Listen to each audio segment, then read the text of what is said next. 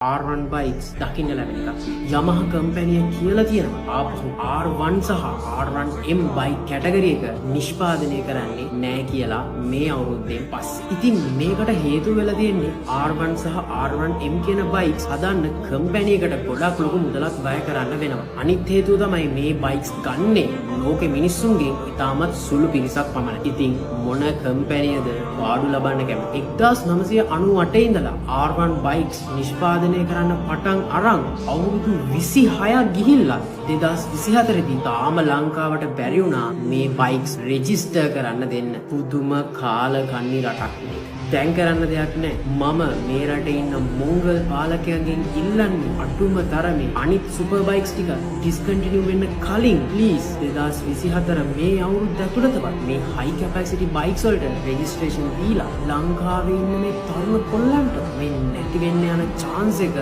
අරන් දෙන්න. ඉතින් මගේ මතය නම් ඔයා R1 එකක් ගන්න ඉන්න කෙනෙක් නම් නැත්තම් දැනටමත් R1 එකක් තියෙන කෙනෙක් නම් පුළුවන් තරම් කාලයක් ඒ බයික් එකත් එක්ක ඉඳලා පරිස්සමින් ලංකාවේ ඉතුරු වෙලා තියෙන අන්තිම R1 බයික්ස් ටික පරිස්සම් කරගන්න. මොකද